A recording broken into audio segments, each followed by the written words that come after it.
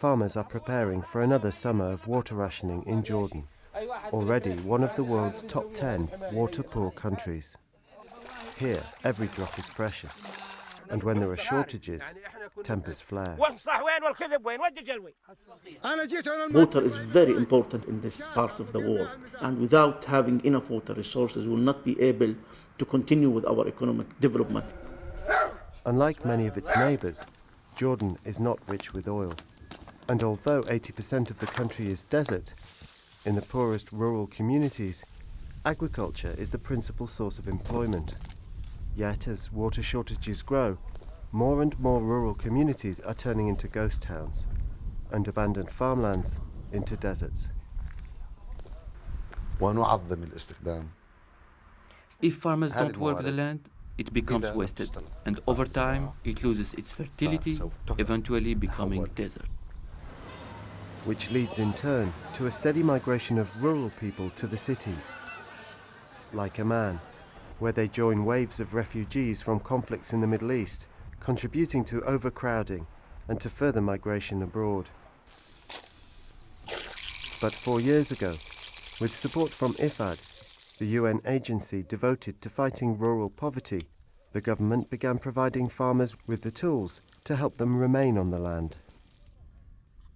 In Jordan's arid south, what little water there is comes from rainfall, but 92% simply evaporates, unable to penetrate the sun-baked surface of the earth.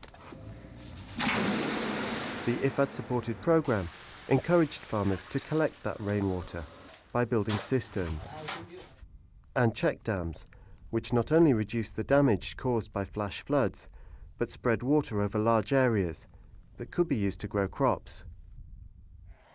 30 mini-dams have also been built, giving these Bedouin herders an inexpensive source of water for their animals.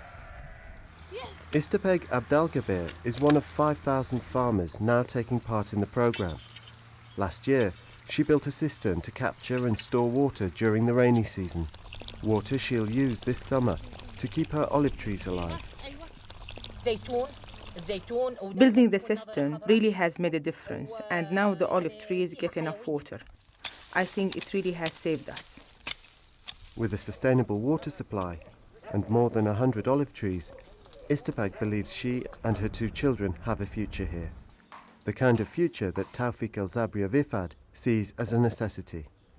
If farmers are not supported and they find their only alternative is to move to the towns and cities, then all of Jordan will become a desert, and that would make, of course, also the water resources more vulnerable. It's not really an option for Jordan. This is Declan McCormack of IFAD TV for CNN World Report.